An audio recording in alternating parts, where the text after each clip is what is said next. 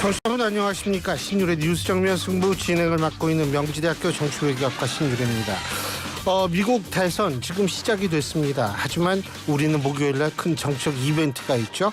바로 윤석열 대통령이 오는 7일 대국민 담화에 이어서 일문일답 형식의 기자회견을 통해서 그동안의 의혹과 논란에 대해서 무제한 질문을 받겠다고 밝혔기 때문인데요. 자, 이번 대국민 담화에 어떤 메시지가 담길지, 또 기자회견에서 얼마나 의혹을 해소할지에 따라서 여론 반전의 기회가 될 수도 있겠고요.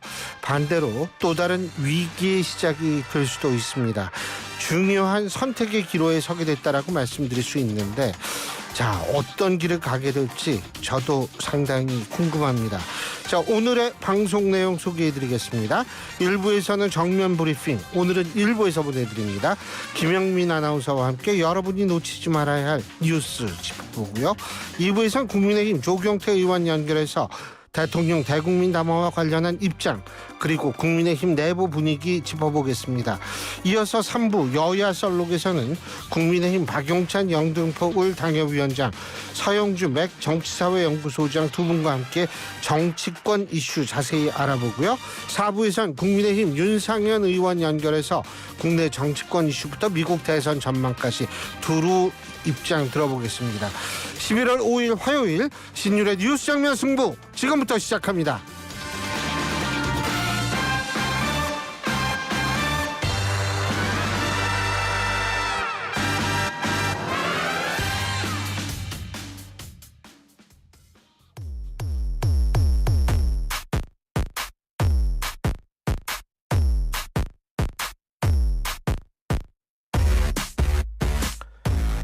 예, 신유래 뉴스 정면 승부 오늘 1부에서는 오늘 하루에서 여러분이 놓치면 안 되는 뉴스들 정리해 드릴 텐데요. 나머지 중요한 정치 뉴스 인터뷰를 통해서 생생히 전해드리고요. 자, 우선 놓치지 말아야 할 뉴스 어떤 게 있을지 궁금 안 하시더라도 궁금하셔야 됩니다. 지금부터. 자, 김영민 아나운서와 함께 하겠습니다. 어서 오십시오. 궁금하실 거예요. 좀 안녕하세요 하고. 안녕하세요. 궁금하실 거예요.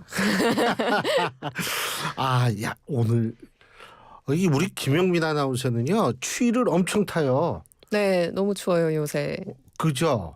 난 오늘 덥더라고. 아마 정치 때문에 그런가? 뭐 열 받아서. 예? 아니 근데 난 진짜 오늘 그렇게 덥지가 않더라고요. 근데 뭐 지금 미국에서는 오늘 우리 시간으로 2시부터 가장 빠른 곳에선 투표가 시작됐을 겁니다. 그죠? 네, 맞습니다. 미 예. 대선의 본투표 막이 올랐는데요. 예. 미 동부 시각으로 5일 0시 그리고 우리 시각으로는 조금 전 오후 2시에 미국 대선의 막이 올랐습니다. 이 시작이 된 곳은 아주 작은 마을인데요. 북동부 뉴햄프셔주의 산간 마을인 딕스빌 노치에서 첫 투표가 진행이 됩니다. 전통적으로 딕스빌 노치가 대통령 선거일 오전 0시 딱 투표소를 열고 투표의 첫 테이프를 끊어온 지역인데, 여기가 예전에 광산이 있던 시절에 투표를 하고 빨리 이른 새벽에 일터로 가던 전통을 그대로 따라서 아직까지도 이런 전통이 이어지고 있는 겁니다. 여기가 인구가 얼마 안 되잖아요. 네, 굉장히 적습니다.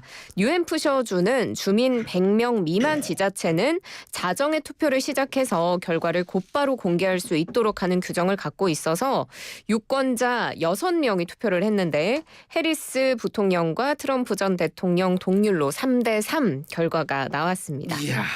나머지 지역은 동부 시각 새벽 5시, 우리 시각으로는 잠시 후 오늘 저녁 7시에 버몬트를 시작으로 텍사스 비롯한 중부 지역 거쳐서 서부 지역 그리고 하와이와 알래스카까지 투표가 진행됩니다.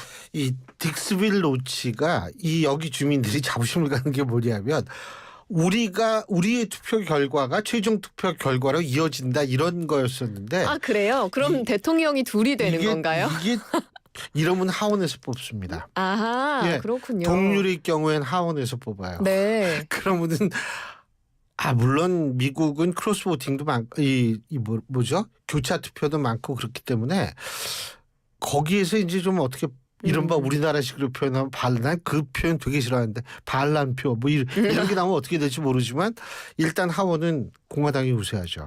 지금. 하지만 야, 이렇게 됐구나. 지금 진짜 여론조사 결과도 박빙이잖아요. 사실 여론조사 결과를 알려드리는 게 의미가 있나 싶을 정도로 워낙에 박빙이어서요. 예. 그렇지만 그래도 살펴보겠습니다. 전체 지역으로 보지 않고 일단 경합주 위주로 좀 봐야 될 것 같은데 직전에 발표된 여론조사들도 전부 다 혼전 상황이라는 결과가 나왔습니다. 현지 시간 4일에 발표가 된 여론조사를 보면 정치 전문 매체 더힐과 에머슨 대가 7개 경합주 여론조사를 했는데 트럼프 전 대통령이 펜실베이니아, 노스캐롤라이나, 조지아, 애리조나에서 근소하게 해리스 부통령에 앞섰고 해리스 부통령은 미시간주에서 앞섰고 네바다와 위스콘신주에서는 두 후보가 동률을 기록했다라는 결과를 발표했습니다. 그런데 또 반대로 뉴욕타임스와 시에나 대학이 현지 시간 4일 발표한 조사를 보면 이 더힐 에머슨대 조사와는 또 정반대로 해리스 부통령이 4곳에서 우위를 차지했다라고 나타나고 있어서 정말로 뚜껑을 다 열어보기 전까지는 알 수 없지 않을까 싶습니다. 그런데 이제 여기서도 엑시트폴 출구 조사를 할 거거든요. 그렇기 때문에 대략 내일 저녁 정도 되면 출구 조사 결과는 발표될 가능성이 있습니다. 물론 이게 박빙일 경우에 출구 조사 결과가 틀릴 가능성이 높죠. 하지만 차이가 좀 나게 나올 수도 있는 거거든요. 선거라는 건 얼마나 많은 사람들이 이제 투표장에 가느냐. 이 지지자들이 이거에 따라서도 또 결정이 되기 때문에 그건 아직은 알 수 없는데 근데 이게 개표 결과가 아마 진짜 우리가 최종 결과를 알기에는 지금 며칠이 걸릴 수도 있다라는 얘기가 나오잖아요. 네, 그죠? 맞습니다. 예. 며칠이 아니고 뭐 거의 최장으로 따지면 13일까지도 관측하는 외신 보도가 나오고 있어서 한참 걸릴 수도 있다. 라는 추측이 나오고 있습니다. 일단은 최근 여론조사 나온 것처럼 개표가 계속 초접전으로 진행이 되게 되면 끝까지 개표를 해봐야지 승자를 알 수가 있잖아요. 그렇게 되면 또 우편 투표를 비롯한 사전 투표 개표의 현황이 굉장히 중요해지게 되는데요. 플로리다대 선거연구소 집계에 따르면 동부 시간 4일 오후 11시 기준으로 사전투표를 한 인원이 8,200만 명 이상이라고 합니다. 실제로 사전투표 규모가 또 더 늘어날 것으로 보이고 이 중에 우편투표의 규모도 거의 4천만 표에 가깝게 나오고 있는 상황입니다. 특히 또 대선의 핵심 경합주 펜실베이니아, 위스콘신 비롯해서 7개 경합주는 이 선거 전까지는 사전투표 처리 절차를 개시하지 못하도록 하고 있는데요.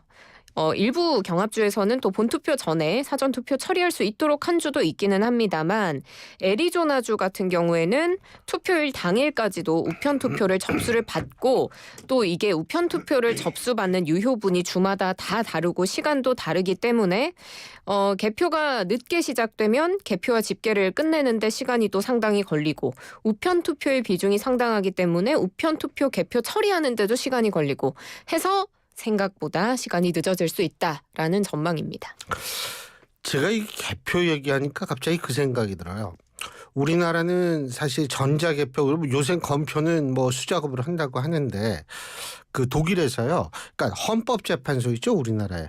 헌법재판소는 우리가 흔히 대륙법이라고 얘기하는 유럽식 헌법 시스템을 가지고 있는 나라, 그런 나라에 특히 독일식 헌법 이 시스템을 갖고 있는 나라에서만 헌법재판소가 존재하거든요. 네. 미국은 헌법재판소 없어요. 그런데 독일 헌법재판소가 결정을 내린 게 하나 있어요. 뭐예요? 뭐냐면 전자식 투개표. 투표는 당연히 안 되고 개표도 하면 안 된다고 결정을 내렸습니다. 왜 그러냐면 선거라는 게 우리는 민주주의는 효율성하고는 거리가 멀거든요. 네. 시간이 걸리더라도 이른바 이 신뢰를 잃게 하면 안 된다는 차원에서 그게 이제 법적으로 금지가 돼 있어요. 그러니까 오래 걸리는 거예요. 근데 이게 좀 오래 걸려도 정확하게 하는 게 좋죠. 그래서 우리로서는 좀 답답할 수 있지만 제가 볼 때에는 정확하게 개표가 다 끝나는 거 이거 중요할 것 같습니다. 문제는 과연 도널드 트럼프 후보라는 사람이 만에 하나 자신이 패배로 나왔을 때 그것을 순순히 받아들일 것인가 하는 부분이 저는 굉장히 주목할 수밖에 없어요. 사실 그 사전 투표가 민주당 지지층에서 더 많이 한다 이런 이야기가 있잖아요. 그런데 이번에는 또 공화당에서도 심지어 트럼프 후보도 자신도 사전 투표를 할 것이다 이렇게 이야기를 했기 때문에 사전 투표를 갖고 유불리를 판단하기가 좀 어렵다 이런 이야기도 나오더라고요. 그리고 우리나라하고 미국하고 반대인 게 뭔지 아세요? 어떤 거요? 우리나라는 이른바 진보 성향인 사람들이 투표를 많이 합니다. 네. 그리고 보수 성향인 사람이 비교적 투표를 적게 하는 성향인데 미국은 거꾸로예요. 진보가 민주당 지지층들이 물론 미국 민주당을 진보라고 표현할 수는 없습니다만 민주당을 지지하는 사람들이 투표를 잘 안 해요. 그래서 투표율이 높으면 민주당이 유리하다라는 예측을 할 수가 있습니다. 그거는. 그리고 이제 우리가 이게 한 게 히스패닉 있잖아요. 히스패닉 계통이 이 사람들은 이민자들이기 때문에 민주당을 지지할 것이다. 천만에 히스패닉은 굉장히 보수적 정치 성향을 가진 사람이 훨씬 많습니다. 그렇군요. 그런데 이번에 쓰레기 발언이 나왔잖아요. 네. 그래서 이게 트럼프 쪽에 상당히 좀 타격이 있을 것이다라고 얘기가 나오는 이유가 거기 있는 건데 한번 봐야 되는데 문제는 뭐냐면 우리는 이게 누구한테 저걸 걸어야 되느냐. 근데 뭐 양쪽 다 준비 잘 되고 있다고 하는데 어떻게 믿을 수 있어요, 이거? 모르죠. 내가 그걸 또 영민 아나운서한테 물어보는 것도 참 그러네. 일단은 해리스 부통령이 당선이 될 경우에는 바이든 대통령과 외교를 했던 것처럼 기조를 이어가지 않을까 싶지만 또 트럼프 후보가 대통령이 될 경우에는 새롭게 전략을 짜야 하지 않을까 싶은데요. 우리 대통령실은 누가 되든 준비가 되어 있다라는 입장입니다. 다양한 플랜을 세워놓고 있다라고 해석을 해볼 수가 있겠는데 대통령실 고위 관계자가 오늘 용산 대통령실에서 기자들에게 한 이야기인데 미국 선거 결과에 따라서 미국, 중국, 러시아, EU, 또 한국과 일본 포함해서 국제 정세가 많이 바뀌고 향후 정국에도 큰 영향을 미치게 될 것이라고 했습니다. 그러면서도 미 대선에서 어떤 결과가 나와도 우리 정부는 잘 대응할 준비가 이미 돼 있다라고 자신했습니다. 일본은요, 참고적으로 전직 총리들이 양쪽을 다 뛰어요. 예? 트럼프 진영하고 해리스 진영 쪽으로 전직 총리들이 막 가고 그래요. 뭐 접촉도 하고 만나고. 근데 우리는 어떻게 준비를 잘했는지 내가 그건 되게 궁금해요. 그 정도 급이 갔다는 얘기는 아직 못 봤는데 뭐 모르죠. 몰래 갔을 수도 있기 때문에 뭐 제가 뭘 알겠습니까. 예, 근데 요새 뭐 대통령실 사람들도 뭐 잘 모르는 것도 많은 것 같더라고요. 예. 어쨌든 결과에 따라서 우리 굉장히 힘들어질 수도 있습니다. 만일 트럼프 대통령이 대통령으로 당선이 된다라고 가정을 했을 때는 트럼프 전 대통령이죠. 그러면 나는 진짜 좀 깜깜한 게 세 가지가 굉장히 좀 그런데 첫째는 뭐냐면 일단 주한미군 철수 얘기가 나올 수가 있어요. 네. 트럼프. 둘째, 철수 안 할 수도 있어. 엄청 올려주면 방위비 이렇게 되고요. 세 번째는 김정일하고 이 사람이 분명히 만날 거예요. 김정은. 미안합니다. 김정일하고 만나면 큰일이죠. 김정은하고 만날 겁니다. 그럼 김정은하고 만날 때 어떤 주제로 만났냐가 중요한데 핵 군축 협상을 나갈 가능성이 굉장히 높아요. 이 얘기는 북한을 핵 보유국으로 인정한다는 꼴이 되거든요. 그러면 우리는 아무것도 안 되는 거예요. 이거 핵도 없지. 방위비 올려달라고 맨날 그러지. 안 그러면 철수한다 그러지. 근데 난 도저히 이해가 안 되는 게 주한미군이 물론 우리에게도 굉장히 큰 도움이 되지만 미국의 입장에서 중국 견제하는데 이만한 자리 없어요. 예? 오히려 이거 고마워야 되는 거 아닌가? 이런 생각도 드는데 자꾸 돈 얘기 꺼내니까 정말 그래요. 근데 이런 변화가 일어날 수 있어서 저도 굉장히 좀 걱정은 됩니다. 예. 근데 북한 얘기하는데 북한이 그러니까 이게 탄도미사일을 발사한 거예요. 네, 맞습니다. 오늘 오전 7시 30분에 북한이 또 황해북도 사리원 일대에서 동해상으로 단거리 탄도미사일 SRBM 수발을 발사했습니다. 10월 31일에 화성 19형이다라고 하면서 도발을 감행한 지 5일 만에 또다시 이렇게 발사를 감행한 거고요. 이게 미 대선이 시작되기 6시간여 전에 탄도미사일 발사를 했고 언론에선 이것을 다분히 계산된 도발이다라고 해석을 하고 있더라고요. 이렇게 미사일 도발을 하면 바이든 정부가 대북 정책에 실패한 것을 좀 부각해서 공화당 후보로 나선 트럼프 전 대통령을 측면 지원하려는 의도가 아니냐 이런 해석인데요. 특히 지금 미 대선일을 겨냥해서 도발이 이루어졌기 때문에 앞으로 이 백악관에 입성하게 될 미 대통령을 압박하기 위한 것이다. 이런 해석도 나옵니다. 존재감을 과시하고 핵과 미사일 개발 포기하지 않겠다라는 의지를 내비친 거고요. 그리고 사실 누가 이번에 미 대선에서 당선이 되든 북한은 앞으로 계속 국방력을 강화하기 위한 것에 매진할 가능성이 커 보이고 최근의 도발도 그런 예고편의 성격일 수도 있다라는 보도가 나오고 있습니다. 근데 이게 바이든 정부가 대북 정책에 실패했다. 이거는 북한의 입장에서 실패했다라고 볼 수 있어요. 만나질 못했으니까. 트럼프가 성공했느냐? 전 거꾸로 생각해요. 바이든이 오히려 현상 유지에 성공했고 트럼프는 현상 악화에 기여했다라고 저는 생각하거든요. 왜? 자꾸 뭐 김정은이 만난다 그러고 뭐 둘이 만나가지고 뭐하고 뭐 자동차도 태워주고 이러는데 북한은 뒤로 뭐 했습니까? 핵 개발했어요. 계속 개발을 해가지고 지금 엄청난 양의 핵탄두를 가지고 있다라고 우리가 예상하고 있지 않습니까? 근데 뭐가 성공해요? 근데 어쨌든 그 핵 군축 협상을 이제 대비해 가지고 자꾸 이렇게 쏘는 거죠. 그리고 트럼프가 될 거라고 생각해 가지고 쏘는 건데, 근데 말이에요. 그 환율이 요새 미국이 달러가 지금은 약세가 됐어요. 맞습니다. 그거 잘 알죠? 잘 몰라요. 안 걸리네. 잘 알 텐데. 약세가 되잖아요. 됐잖아요. 이거는 이 소위 말하는 주식시장과 똑같이 이 대부분의 투자자들이 해리스가 될 거라고 예상하기 때문에 그렇거든요. 만일 트럼프가 된다면 강달러가 되고 막 비트코인 올라오고 난리도 아니었을 텐데 그런 거 보면 또 그럴 것 같은데 근데 참 우리 군은 뭐래요? 사실 많은 도발을 했을 때 입장을 냈던 것과 비슷한 기조인데요. 불법적인 도발을 계속 획책하고 있다라면서 이후 결과에 대한 모든 책임은 북한에 있다라고 이야기를 했습니다.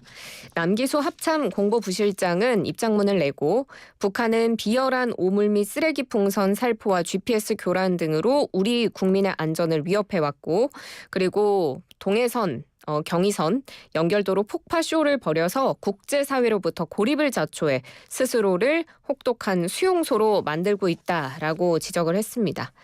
우리 군은 굳건한 한미 연합 방위태세 하에 북한의 다양한 활동에 대해서 예의주시하고 있고 어떤 도발에도 압도적으로 대응할 수 있는 능력과 태세를 유지하고 있다라고 강조했습니다.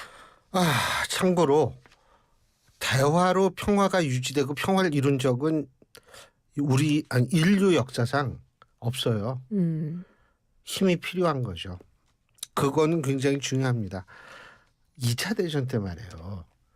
그 히틀러가 이 수데텐 지역을 점령하려고 했을 때 그 다 반대했거든요. 무솔리니마저도 반대했는데 영국이 찬성한 거예요. 이것만 주면은 조용해질 것이다. 천만에 그거를 가져가면서 정말 본격적으로 히틀러가 유럽을 점령하기 시작했죠. 이거는 좀 이런 얘기 좋지 이런 얘기. 이 장담극이 문화가 유네스코 인류 무형 유산에 등재가 된다는 소식 이런 게 좋죠. 장 좋아해요?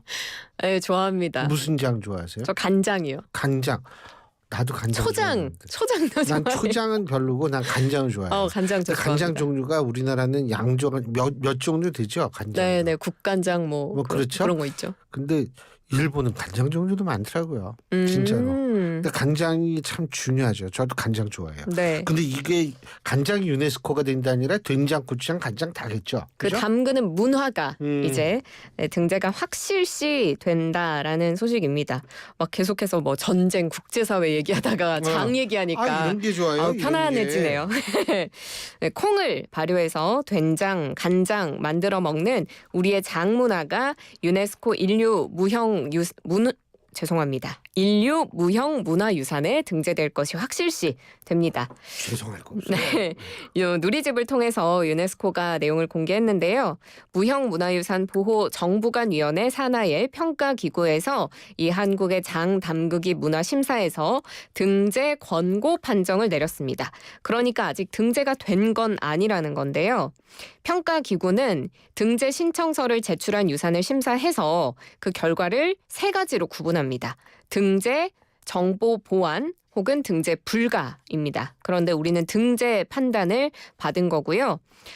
이 심사 결과를 발표한 뒤에 평가기구가 무형유산위원회에 이걸 권고하게 되는데 그간의 사례로 봤을 때 이 등재 권고를 받은 판정이 뒤집히는 경우는 거의 없었다고 합니다.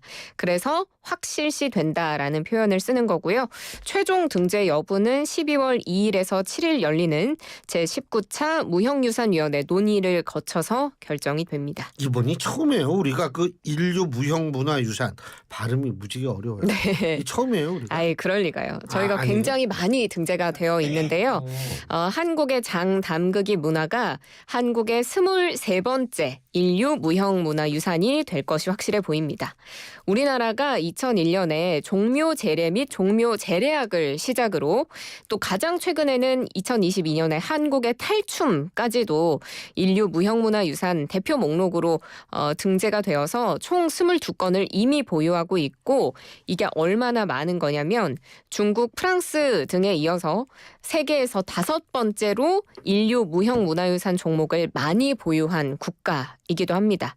2년에 한 번씩 등재 심사를 받고 있어서 이제 내후년 2026년에는 한지 제작의 전통 지식과 기술 및 문화적 실천 등재에 도전할 예정입니다. 아유, 어쨌든 이런 기분 좋은 소식도 있고 또 기분 좋은 소식이 또 있어요. 아유, 이 뭐 예비 병력이 되겠다고 이 나이 드신 분들이 훈련도 받고 이러시는 모양이에요. 네, 맞습니다.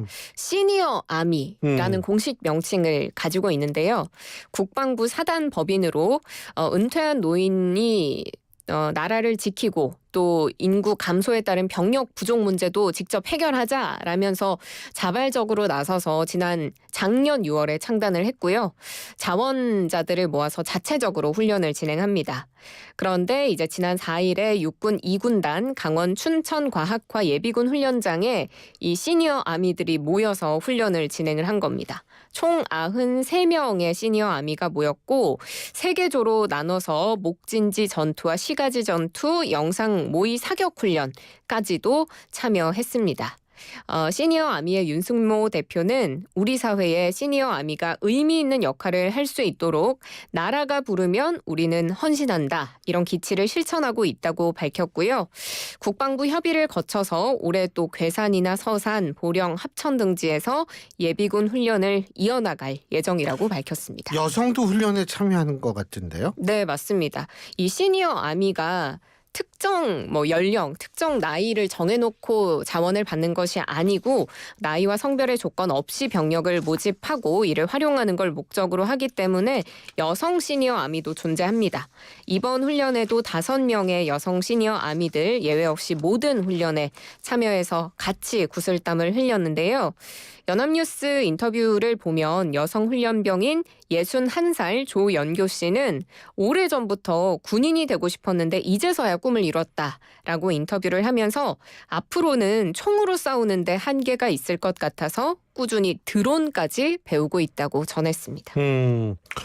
아니 제가 볼 때에는 뭐 의무로 하는 것은 아니지만 이 원하는 분들은 제가 볼 때는 하실 일들이 굉장히 많다라고 저는 생각을 합니다.